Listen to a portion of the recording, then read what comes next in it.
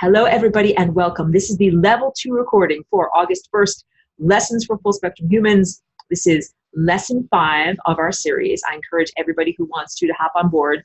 We're taking a little break on the drawing homework lessons because we're learning a little bit more about how on level 1 the chakras relate and interact. And level 2, this presentation is all about the origins of solar consciousness. What is solar consciousness? So when I was talking in level 1 about the impulses, there are impulses that come from higher dimensional, less dense realms, and they flow through all of our energy centers and physicality. And of course, we have the stimulation from the sensorium of the physicality that then is translated as an analog signal into a signal that is purely abstract that can be broadcast back. What's the back?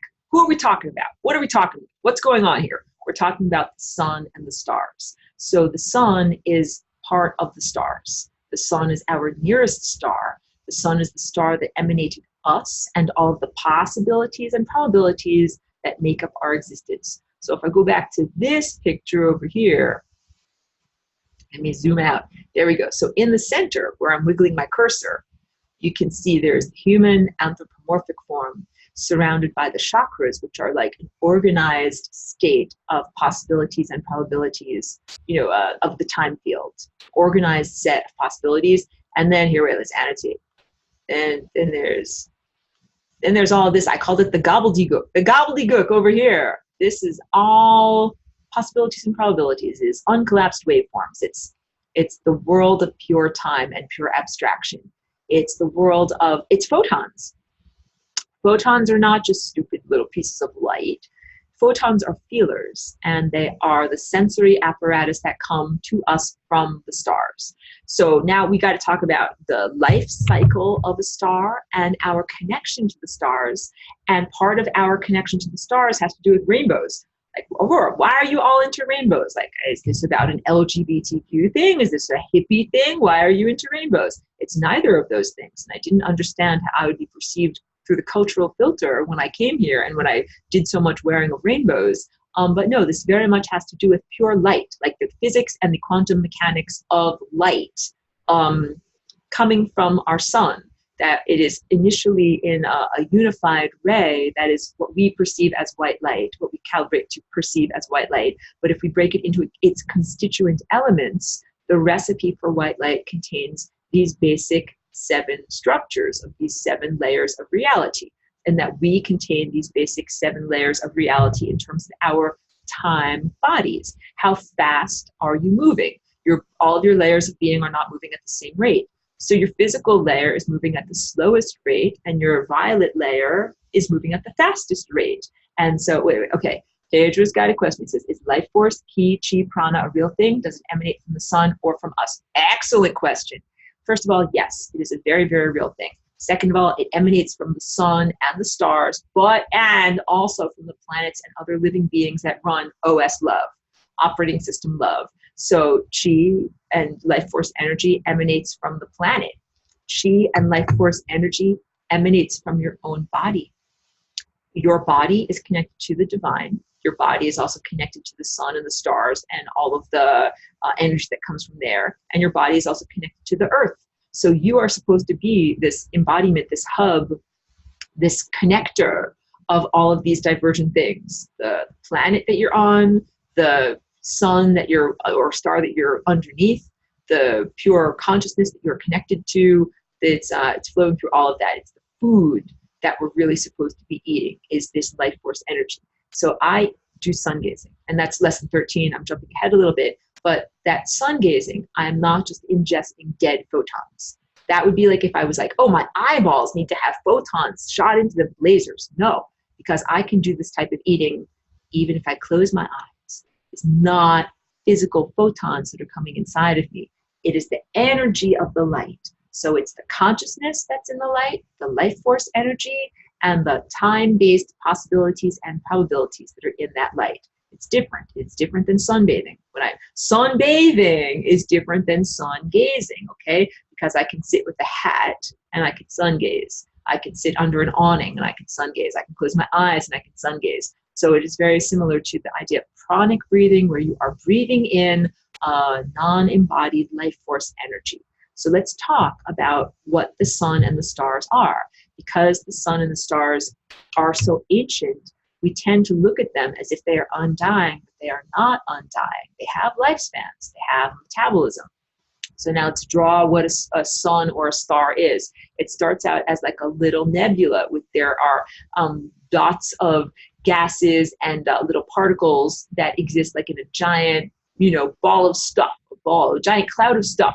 So there's two different types of nebulae that exist. One is the type of nebula that precedes the existence of a star, and one is the type that exists as the end result of the explosion of a star. So this is the type of nebula that exists as the precursor to a star. It's a bunch of gases and particles and hot stuff sitting around up there, but it's not organized.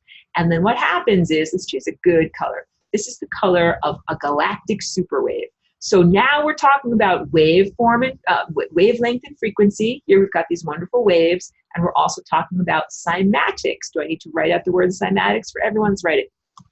Cymatics, because it looks different than it sounds. Okay, cymatics.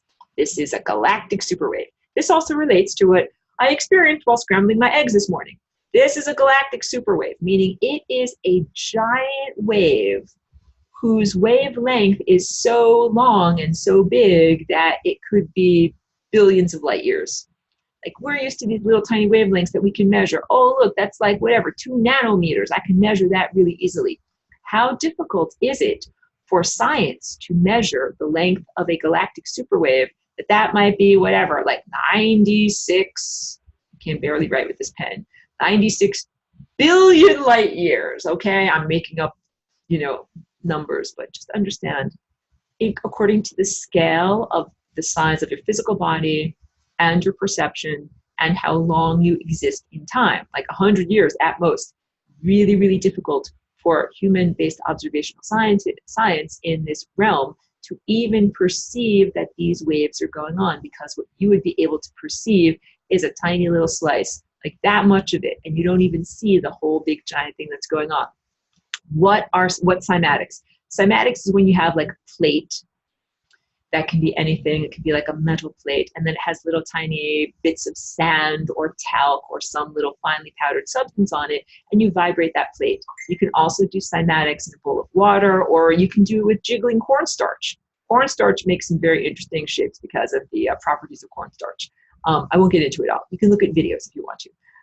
But the whole point is, cymatics means that if we start this plate a-jiggling, and I'm just going to make little waves here so that you understand that the plate is now moving, these little bits and pieces start to organize themselves. They start to organize themselves according to the movements of the waves, and they make these beautiful shapes that look a lot like what I paint in my paintings. Cymatics, it is the visualization of harmonics as expressed through these little tiny particles.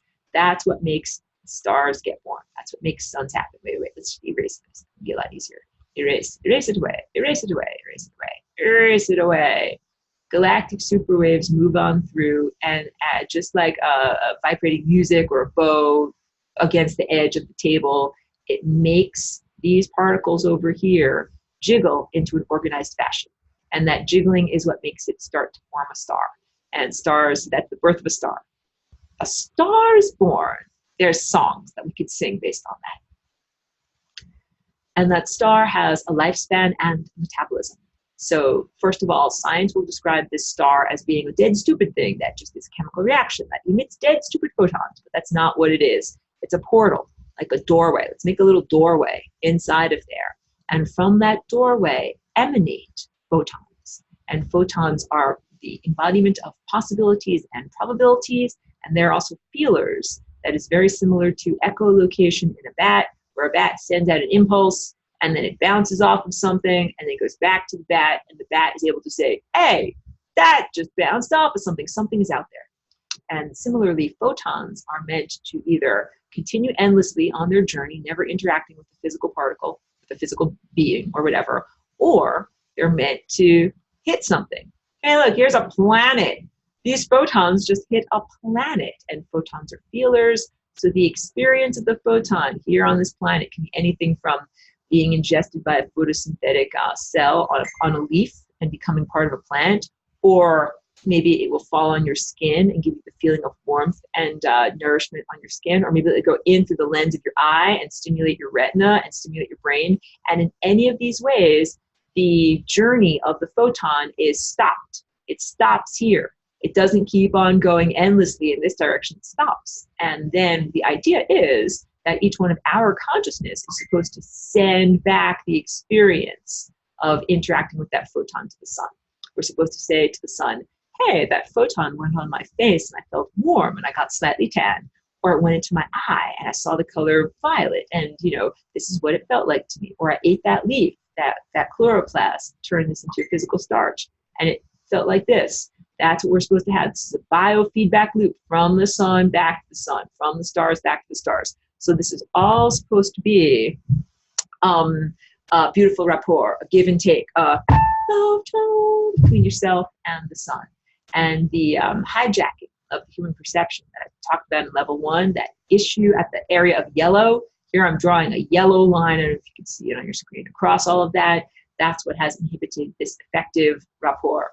If the sun sends out stuff, doesn't hear back.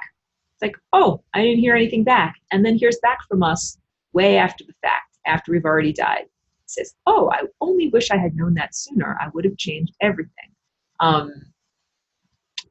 The sun sends out possibilities and probabilities. That's what these photons are. These are the stuff that's the gobbledygook surrounding the physical presence. These are possibilities and probabilities. These are where the timelines emanate from. I'm looking at my notes and saying, oh, I'm sorry. Hold on, let me drink water and collect my thoughts about what I want to talk about here.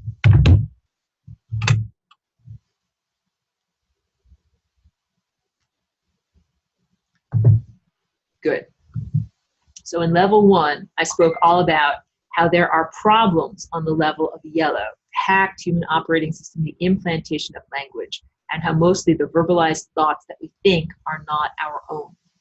What we are supposed to be thinking are the thoughts that are part of the much larger neurology that emanate from and are connected to our nearest star, sun. So we're supposed to be part of a great brain. We're supposed to be like little tiny nodes. You ain't even a neuron. Like maybe the whole planet, maybe our Earth would be, the whole planet would be a neuron. You're like a little tiny neurotransmitter that you're supposed to be connected to this larger, superstructure brain. But it's been really, really hard for us to be connected in that way because of the verbalized implanted mind. So first of all, that's part of the harm. It's not just that the harm is harming our individual expressions or experiences of the time field or your own little journey. It's not just that you're getting screwed. It is harming the entire metabolism of the time field. It is harming the perception and nourishment of the sun. So that's, I didn't get to the finishing about what happens with the sun, with the star. So first of all, there's this kind of misconception that stars don't need to eat. You think, oh, like the star, like it just sends off, like a mother who is continually sending out breast milk or sending out peanut butter and jelly sandwiches. And the truth is, like, you're supposed to give back. You're supposed to send energy back. So I spoke about that truncation, the lack of rapport from the human intellect, making it almost impossible to send back. There are certain things, like there's a ceremony from the Hindu tradition called the Agnihotra. Let's write it down. That is about feeding the sun. And that's a worthy thing to look into, because there is a group of people that are doing this who are not Hindu and they are not, whatever, connected to that tradition. They're just doing the Agnihotra as a way of clearing out chemtrails because it's a purification effect in the soil and in the air. But the idea of this ritual is that you, at the moment of sunrise and at the moment of sunset, you build a holy fire, like a little tiny fire with ghee and dung, and you burn a few grains of rice. And as you burn the rice, you make an offering that you say, I'm giving this back to you. And it says, it's not even mine to give, but I'm giving it back to you. It is an acknowledgement that all of the life force energy, thought structure, and physical nourishment that we have here to sustain us all come from the sun, and that we give some of it back to the sun. This is also what sun gazing is. Sun gazing is not merely ingesting energy. I take energy in, I take energy in. I also do that thing that is like a loop-de-loop, where I send the energy back to the sun. And that's an important part of the rapport of doing the sun gazing. So a big part of this is understanding that the sun is like our parent in the sky. I don't know what your relationship is like with your parents. It is probably, if it is like most humans on earth, it's probably fraught. So that's why I just use that word provisionally. Imagine an incredibly loving parent in the sky that loves to give out to you, and you're a very loving child, and you love to receive and give back to your parent. That there's no sense of guilt, recrimination, or obligation here, that this is a giving and receiving. It's part of the love tone, the way it's supposed to be. Of course, we're out of balance. That's the problem in the solar system right now. Since we got invaded, we're out of balance. We're not able to send back our signals effectively. We record them all during our life and turn them in as a hard drive at the end at our death, which is not the way it's supposed to be. So we're back to metabolism, and that's metabolism of a life cycle of a star, metabolism of a star. So we just did, this is the metabolism of a star, right? It sends out photons, and you're supposed to send thought energy back to it. And at a certain point, the processes that hold this all in balance are not able to stay in balance any longer. It goes out of balance, can no longer metabolize. The star can no longer send out. And what happens then is science describes this as the star becoming a black hole, like it collapses in on itself. And it starts to become super, super, super, super, super dense. Now making like a little spiral that goes, in. But what I want you to understand in terms of that spiraling and that ingestion of energy is that the stars have two different modes. There's the mode where it is emanating outward during one active part of its life, but then there's the mode where it is drawing energy in during the receptive part of its life, and that's love. That's part of love tone. The black hole is taking in all of the light that it sent out during its sending out phase. So now we need to talk a little bit about the life cycle of stars as it relates to the entire cosmos. Well, first we'll just talk about this universe. Universe would be considered one timeline. Here's birth, here's the year zero, like the Big Bang. Here's all of time, and then here's death. Let's just put a big D there. That's like one universe, right?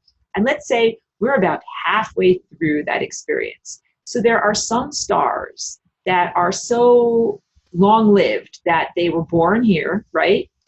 And they have never died. Their lifespan is so long that their lifespan will be like this long. They've never actually died. That's pretty impressive. There are other stars that have already been born and died. Like they were born and they died, all right? At this point over here, all of the stars that ever can be born will be born, right? Again, stars are born out of planetary nebula, these little balls of dust and gas and stuff like that. You gotta start off with stuff. You don't start off with nothing, you gotta start off with something. At a certain point, all of the something, the raw ingredients for all of the stars will have been used up. All of the stars that could possibly be created in the world will be created in the world. And all of those stars will die. All of them will die at this point, the end of the universe, sorry, not the cosmos, just the end of this one particular timeline. So what you will get are a whole lot of black holes. I'm using this as my little symbolic shorthand for little black holes spiraling on in. So what you end up having is a universe where there once was a lot of light and heat and energy and awareness. This area in here, look, there's light, there's heat, there's energy, there's awareness, there's photons flying around like crazy all the time. But when we get to this moment at the end over here, there's no more light, awareness, and photons flying around, because all that light, awareness, and photons goes into these black holes that are portals to elsewhere. Remember, I started off by saying there's a doorway in here that's a portal through which photons come into this world. That's accurate. There's also a doorway in each one of these black holes. That's the doorway of how photons get out of this world. Out of this world. And that's where they go. The photons all get sucked into a black hole that brings them out of this world. And now I want to erase this whole thing. No, I don't want to erase this whole thing. I want to erase some of it. What we end up happening is we have a Swiss cheese universe. You can imagine a lot of these little, draw. It's very hard. Swirled up black holes, Swiss cheese. Like imagine a big giant cosmos, all of these swirled up black holes. All of the light has been sucked out of these swirled up black holes and gone elsewhere. All of the possibilities and probabilities have gone elsewhere. And all that you're left with in this realm is a totally cold, dead, non-moving, frozen place with no photons and no light and no nothing. And I know that I've spoken at length about the idea of a Bose-Einstein condensate, but this might be the first time that I'm talking about it on this semester. So now I got to write it out for you.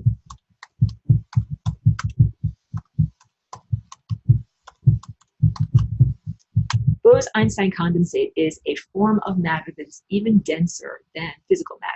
So the states of matter are physical, solid, liquid, gaseous, and then up to plasma and beam. So as we add more and more and more energy, we're going up to those levels. There's a level of energy that is more dense and more solid than physical matter. And that level of energy is what happens when you take physical matter and you make it get really slow. You make it get really cold. When I say slow, matter that has heat, let me go to my face.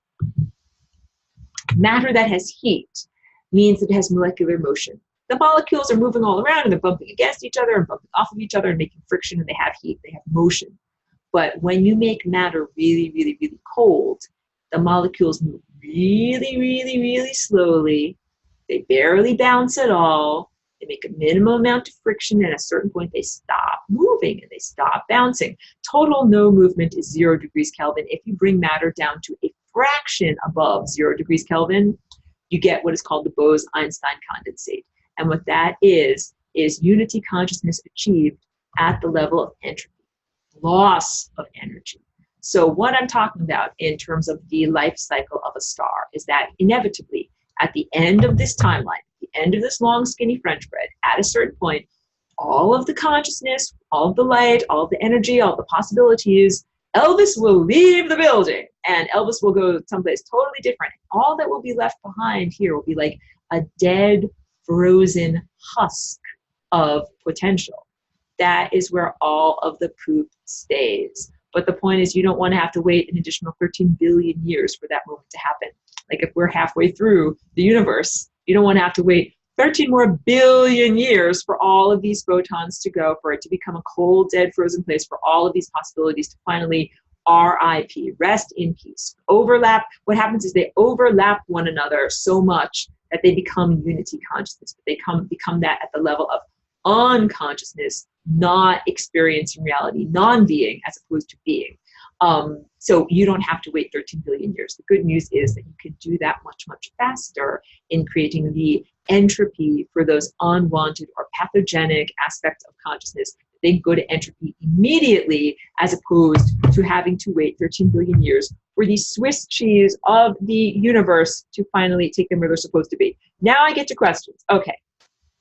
Ines says, see the artist Lauterwasser. He shows the influence of waves, vibrations, frequencies in water and sand. You see great impressive patterns coming out of the blue. That sounds really interesting, so I would encourage everyone to check it out. Ines says, I made some great experiences when I was sending rapport back to the beauty of the stars in some nights, evenings, and suddenly out of the blue, stars started to send answers by star shower. This sounds wonderful.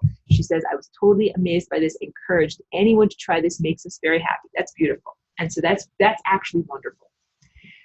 We all should be communicating directly to the sun and the entire stellar network. That's our true mind. In level 1, I spoke all about the implanted, hacked, untrue mind. And if we heal that, it doesn't mean that yellow disappears from our rainbow. It means that our chakra stops wobbling so much. But our connection to the sun and the stars and the network up there, that's our true mind. So I love Ines's reportage and her encouragement to actually do this. Talk to the stars. So I talk to the sun all the time. I have conversations with the sun. I do sun gazing, and I tell it about my life. And when I'm eating or drinking something, I'm literally transmitting that to the sun, because that's where it came from.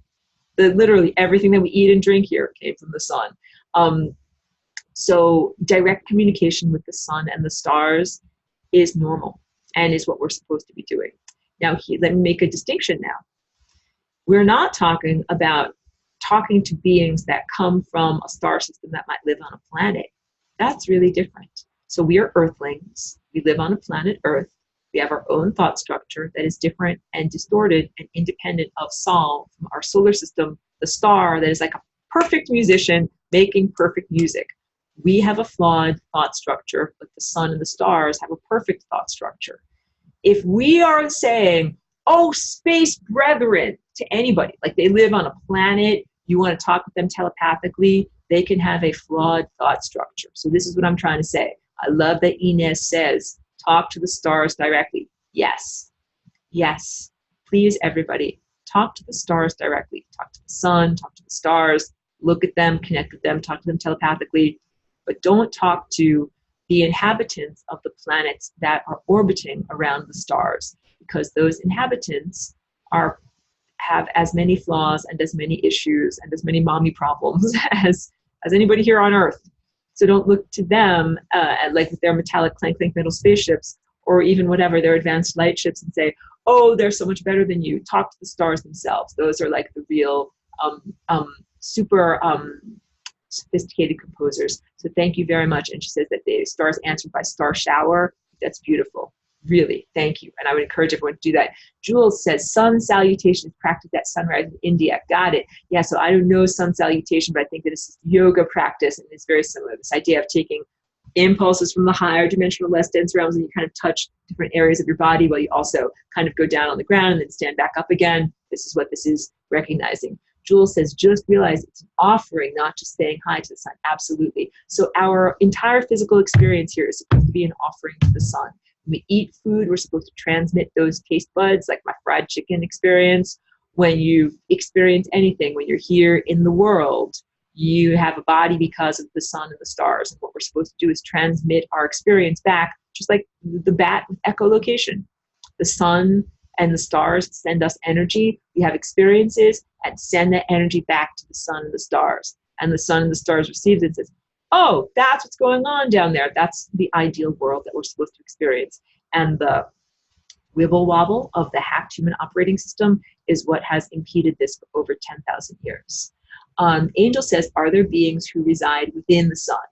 So a different way for me to answer, you might want to know, like, in the same way, like, Earthlings live on planet Earth. Do sunlings live on sun? Like, it's not like that. There are plasma beings that are like pure light beings that live on the physical structure of the sun. And there are photons are alive and they're feelers. They're light beings. So how can I answer this? It's not the same way that we might envision tiny Martians with little cities and cars living on the surface of Mars. Different than that. The sun itself is self-aware, and then it is a portal through which self-awareness flows, and the flow of that self-awareness contains self-aware beings. I think that's the best way that I can say it. I'll say it again.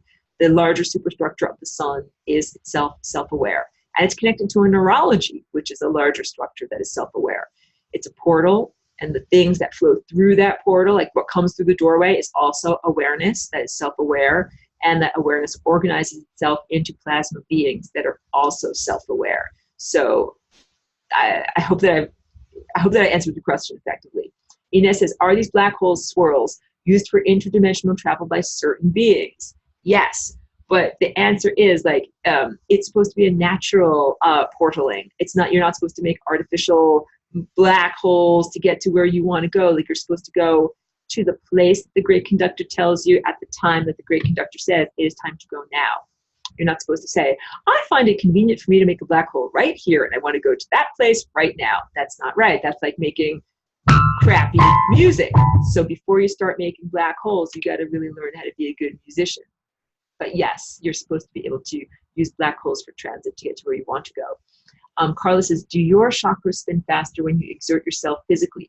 What an excellent question. I would say that that really depends on whether you are able to exert yourself physically comfortably. So if you are an athlete and you're absolutely trained to the peak of perfection and you're able to go out and do your running or do your bicycling, then I would say that your chakras will achieve more momentum and spin faster as you're in the process of your athleticism. But if you're new to running and you put on your sneakers and you go out to run a mile and like you're huffing and you're puffing, like I don't think that you're at that level yet, because you're probably going to do a lot of inner grumbling. So the more uncomfortable you are, you're like, ow, my knees, ow, my back, I hate these shoes, I'm really thirsty, like, when is this going to be over? Like, all of those thoughts that come up because you're not actually that good at running yet. But when you get better at running, then all of those thoughts go down. Same thing like with being an artist. You know, like if you're like, like you start to paint a painting, you're like, I don't know what the heck I'm doing. What is this? What is this? This looks terrible. Like, you have a lot of inner dialogue when you kind of like, when you're getting momentum going. But I've been doing this for many years, so now I know what I'm doing. So for me now, this is like not easy, but like it flows very simplistically, just the same way that a runner who's really trained can run really easily. It's not that much of a stretch. So when I first started doing, you know, artwork and painting, I think I had a lot more inner dialogue and a lot more of a challenge. And now this is a very comfortable routine for me to be able to do, like, oh, and also like, you know, I have my work tables, I have my tools, I have my things, like I have set up a modality that I'm very comfortable in. So I think maybe that's a big part of it too, in terms of reducing the chatter of the mind.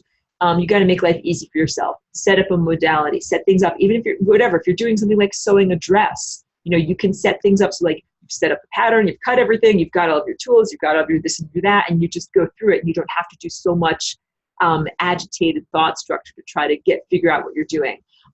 So for me, I have a lot of disruption connecting to my body.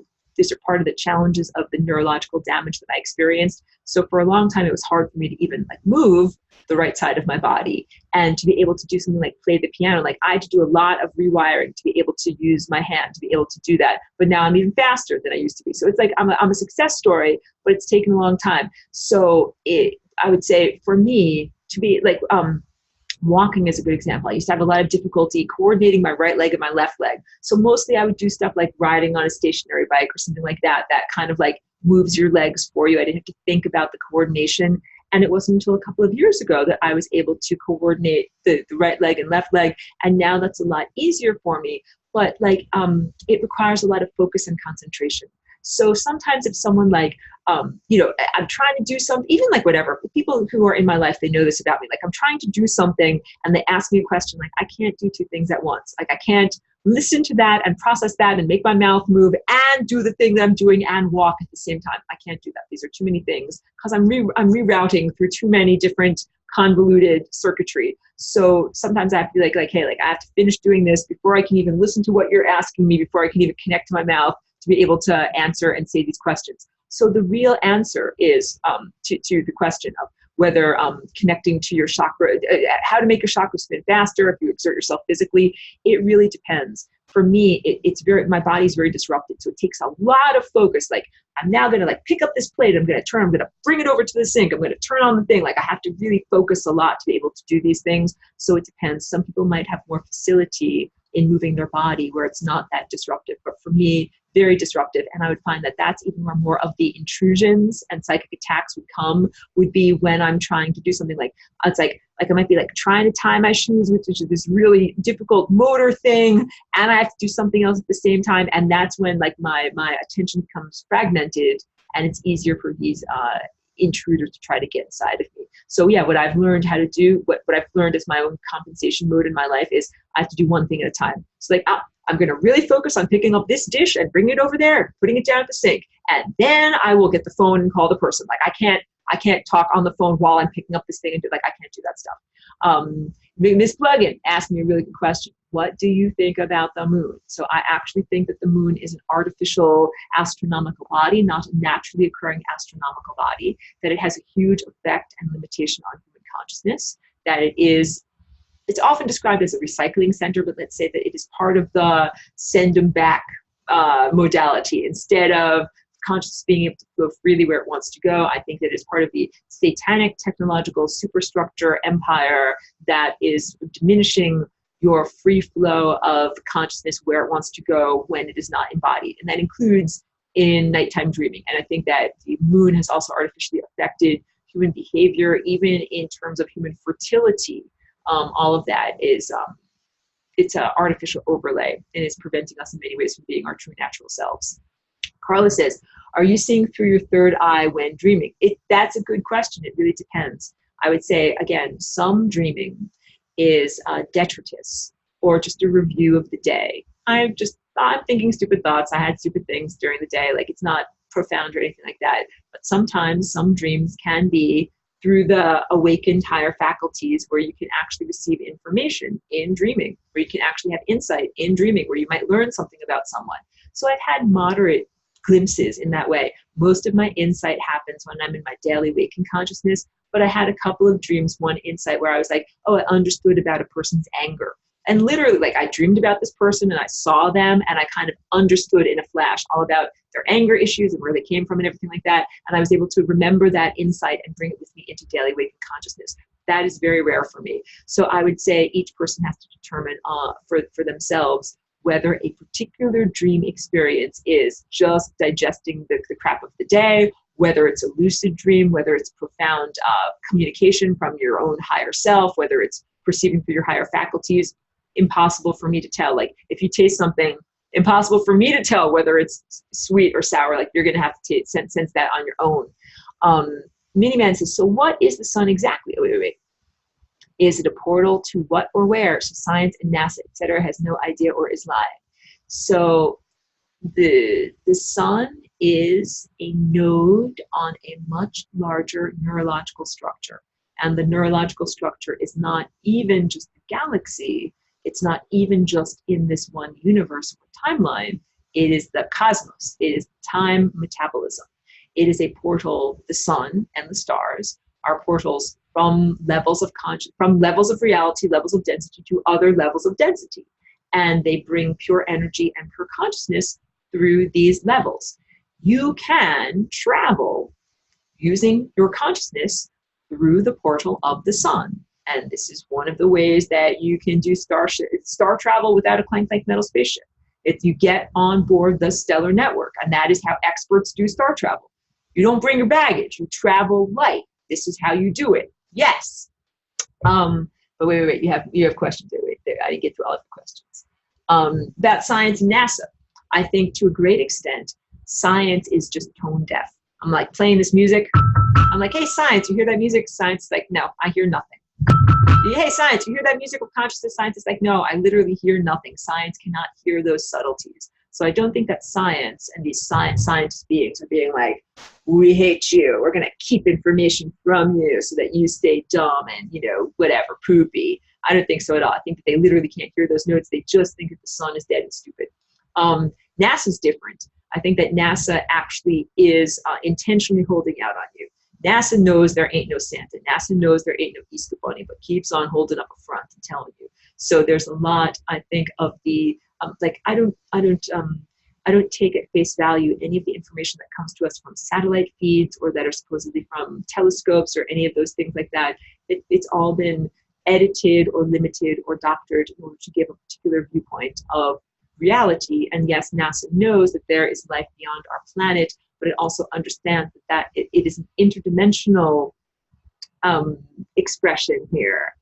It's very complex. It's not about getting in a metal tin can high above the world. Here on my tin can, high above the world. It's not about floating on your tin can high above the world. It is about traveling using consciousness. So I think that NASA would like to uphold that simplification, that it's just about being Major Tom in your tin can, and that it's not really about using consciousness in a virtuoso way in order to travel the stars. But I think that they know. And so one of the most radical things that we can do is to do that star travel without any equipment. Yeah, you don't need a massive supercomputer or a big giant whatever silver suit that you have to put on. None of those types of things. And that's hugely threatening to them. Ines, it has a link to that artwork that she was encouraging that's based on cymatics. Pedro says, you spin your chakras to get to the love tone. Do we spin also the Merkaba to get to the love tone? Good question. I would say that the love tone is produced as the end result of spinning one's chakras. Kind of like saying, if you run on a marathon, you produce carbon dioxide as the end result of running the marathon, or you metabolize glucose as the end result of running the marathon. So spinning your chakras in the right way creates the love tone as like the end result. And for me, using the Merkaba helps to protect that activity from disruption. helps to protect me from things that destabilize me from being able to create enough momentum to create that love tone? Really excellent question. Thank you. Ines says, it was anticipated the Earth had 3 moons in the time of Atlantis, not this artificial one that we have now. What do you think about this scientific thesis? I don't know about the 3 moons, but I will say that it is so very, very unlikely that the size and placement of our moon is so perfect that it exactly matches the sun in an eclipse. Like, that ain't by accident at all. So science does recognize that, pardon me, that the moon itself emanates from, at one point, being part of the Earth, but that it somehow kind of like there was an interaction, like an asteroid, there was a hit, there was an impact, and it's shlumped off somehow like a molten piece. Like, science is kind of like making up stories, or, the official narrative is kind of like making up stories, but I think that it's kind of planting the seed a little bit in one's mind of how that might have gone down. Angel says, was the moon teleported here from somewhere else? What about Earth? Has it gone through a teleportation to a different universe? So the moon, I think, was artificially constructed or towed here and then changed in mind and transformed into a piece of like technological superstructure. So I think they took something natural, they moved it unnaturally, and then built a bunch of unnatural stuff in there.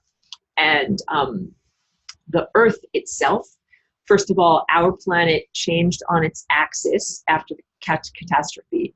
The surface of our planet also changed profoundly, but also our experience of which dimension or layer of reality changed profoundly. So instead of saying like our planet got teleported physically to a different place in space, what's more accurate is to say that we all went through a portal of consciousness and ended up in a different reality where the rules act differently. So that's the best way. That's the best way also I can answer the question of, when did we get intestines, like to begin to eat food and do all these different things that we had to do? Like, that happened when we changed into a different mind-created realm. We went to a different mental state. That is this mental state here that is not a physical journey. So don't think like, oh, they scooped everybody up off of Earth number 1 and then put you in a giant spaceship and flew you to Earth number 2 and then dumped you out like a bunch of ants. Said like, go make a new civilization there. No, it's not like that at all. It was more like a whooshing from one level of consciousness to a different level of consciousness. So although Earth, as I said, changed on its axis, it certainly changed its location in space, it changed its appearance. What really happened is we traveled through consciousness and interdimensionality into a different level of experience. Really good question. Thank you. And Waxy says, my roommate is ex-high-level military, and he got intel last year that confirmed the fake sun, moon, and that we're living under a dome. Interesting. So what is going on with the sun right now? There are many things that are not natural that are around the sun. So we could say, just like, imagine you are a plant, like I grow my cannabis plants indoors in the wintertime. And there's the real natural sun in the sky, but because it's wintertime, I bring my plants inside and I put them under a fake lamp. And the plants, like, they're smart. They're not stupid. They know it's a fake lamp. They know it doesn't have all of the same nutrients and consciousness and, variety of frequencies as the real sun, but it still grows anyway. Something similar is going on our planet right now, that not only do we have extrasolar bodies that are going through our planet, what other people are calling Nibiru, or I don't even know how to describe it, but there are extrasolar bodies, and some of them are infrared and not visible to the physical eye. And then there are strange things that are going on with our sun. Then there are lenses and other cloaking mechanisms that are being used to distort what is in the sky. And then there are also chemtrails and forms of obscuration. So there's the physical obscurity of particles in the sky, like a mist or a cloud blocking out something so you can't see it. But then there's also the internal chemtrails that have been ingested, not only into your optic nerve and into the interpretation pathways in your brain. Like, we're not just talking about something coating the lens of your eye, like if you just had enough Windex that you could see what's really going on. No, we're talking about an infestation into your levels of perception so that you're blinded and can't see that crap and can't see what's really there. So yellow caution flags on anything flat Earth. Flat Earth is a psyop, so just watch out if someone's telling you we're living under a dome, it's the firmament, it's the this, it's the that, huge yellow caution flags. But there actually is distortion that's happening with the sun. So some people call it the sun simulator, as if there is like a fake grow light that's being placed on top of humanity at times.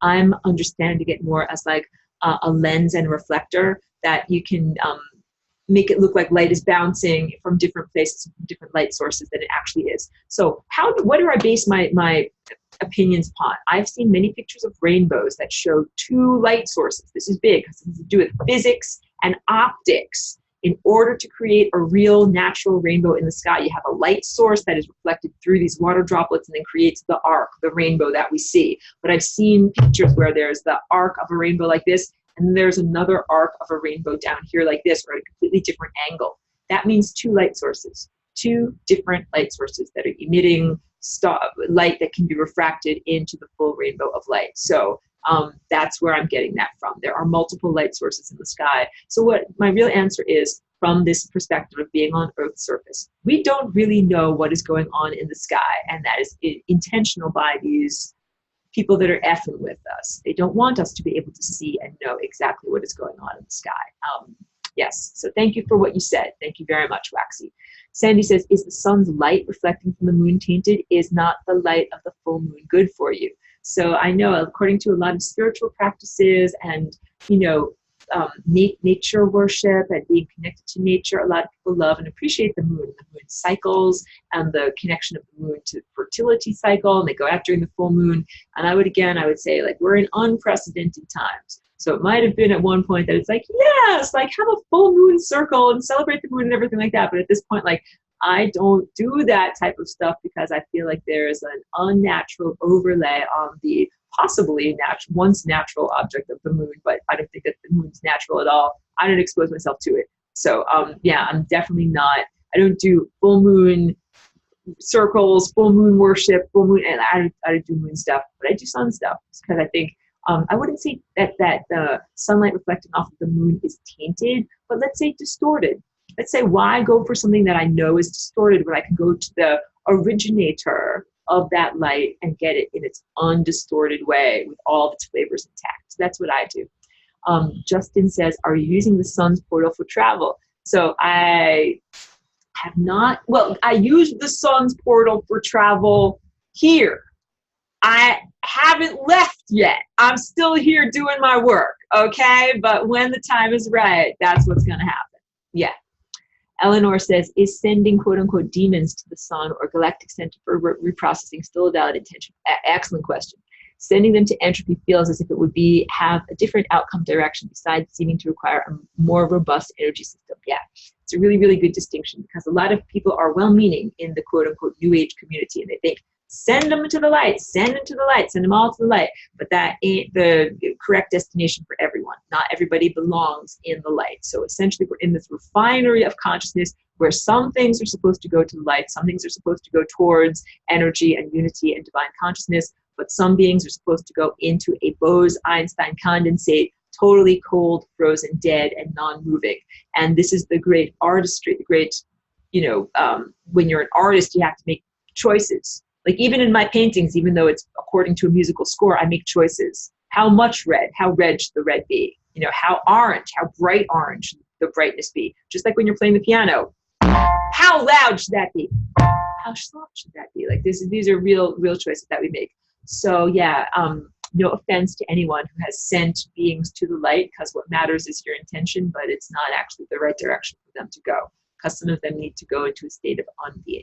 And so what you do with that is you take energy away from them. And a big thing also is when I'm taking energy away from a being, it is not done conversationally. I don't sit down with it and say, so we need to talk. Look, you're a demon. You're not supposed to be in existence. Breaking it to you gently. You're going to have to go into a state of non-being. Like, we don't do that. I don't do that because it's not supposed to be in existence. You don't sit down and have a long drawn-out conversation with something that's not supposed to be in existence and try to convince it that it shouldn't be around, that it shouldn't exist. You just unmake it. So giving conversational energy to something that is not supposed to exist is not what is appropriate. And as I said, when I do the unmaking, it is an energetic activity that is not perceptible by your five senses. So I'm going to have to teach that all to you telepathically. The best I can do is describe it with the word unmaking and say that it is kind of like a neutralization or cancellation waves. This wave plus this wave cancels out and becomes neutralized. So it's an unmaking. That's the best way I can describe it. Yeah, thank you. It's a really good question. And I'm almost done with this recording. I gotta maybe make this the last question. Miniman says, Admiral Byrd was reporting that there is a wasteland beyond Antarctica. Antarctica. This was a serious man leading a huge expedition. So it was a report also on TV at that time. Then it became a no-go area protected by military. What is really going on? Earth globe must be much bigger. So the globe model is not convincing at all. What do you think? Yeah, so some people think you can't go to Antarctica because of the ice wall, because of this and that. No, the Earth is not flat. And please stop believing in that. It's literally an infestation of parasitic consciousness that came into you through binaural beats from videos on YouTube. The resurgence of flat Earth theory is completely a psyop. It did not happen because you read it in a book or something, blah, blah. It got programmed in. It got programmed in from what you saw and read on that. So no, the Earth is not flat. So what is going on in Antarctica? Antarctica is one of these chakra entry points where the aurorae happen on Earth. There's the North Pole and there's the South Pole. These are chakra entry points for energy and entering and exiting the field of Earth. In order to go to inner Earth or Hyperborea or the higher dimensional less dense realm, Hagartha, Agartha, the vestigial traces of Atlantis, you can't get there by digging. You can't get there with a bulldozer. You can't get there with a boring machine from Elon Musk's boring company. You can't get there physically. So anybody who says, oh, I flew to Antarctica, I saw a big giant hole and I jumped in the hole and there was Admiral Byrd and a bunch of Nazis, they ain't going to inner Earth, okay? So inner Earth, in order to get there, you are a key. You have to be shaped in exactly the right way, consciousness-wise, to get into the lock, to go through the portal, just like going through the sun.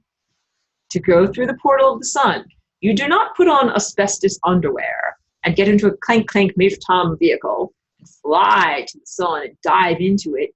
No, no. You have to shape yourself genetically and energetically and consciousness-wise in exactly the right way. That's how you get through the portal of the sun. That's how you get into inner Earth. So yes, I take huge issue with any reportage of Nazis going to inner Earth and Antarctica, even though they might certainly be experiencing some supernatural experiences there, because there are vestigial traces from Atlantis, including some buried and vestigial non-functional or semi-functional technology, similar to like the ancient Merkaba that's partially buried by one of the nodes is buried near the Bahamas. So you get the destabilization there, you get the, what do they call it? Bermuda Triangle. You get the Bermuda Triangle. Yeah, so you can have all sorts of anomalies down in Antarctica. And yeah, they're even trying to melt out the permafrost so they can bring out those anomalies and try to apply them. These are the evil ones. The ones who use technology because they're satanic. Like, you don't need no stinking technology. Okay. Pedro, let's make this the last question. How does the Merkaba protection work? You told that you can protect with it and that I could put a Merkaba around something or someone that could damage us to block its damage. Is there no difference between damage from outside or inside the Merkaba to protect from it? Merkaba works by enforcing cosmic law. This answer is going to be a very big answer, so I might have to bring it into a different forum, like I might have to do it as a whole class all about cosmic law. But basically, cosmic law is not something that is enforced by some external agency, like a bunch of judges with their powdered wigs, and they say, we're going to make the law happen. You and I and everyone who is embodied, we enforce cosmic law. And the Merkaba is part of that. It's a shield of protection that contains the truthfulness of cosmic law. And when someone sends crap to you, you send that crap back to them because that's cosmic law. So the way that it works is for, yeah, Eleanor says, yes, a class on cosmic law. I'll have to do that, but I have a lot of work to do, and this is a lot of energy expenditure. So it will have to be a separate class at a separate time. Yes. The question, is there a difference between damage from outside or inside the Merkaba to protect from it? I do not know how to make that distinction outside or inside of the Merkaba. That's why I'm having issues, because of this thing blending the outside and the inside. I see everything as one totality or one continuum of experience without making a distinction between inside and outside. So the Merkaba can be effective protection while you are in a dreaming state or in your world of reverie. And it can also be an effective protection in the outer world of shared five senses experience with the world. Thank you. Everyone is voting for cosmic law. Thank you. I'll be happy to make a separate class all about cosmic law.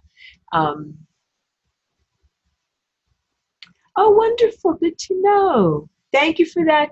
Thank you for that information, Ines. Thank you.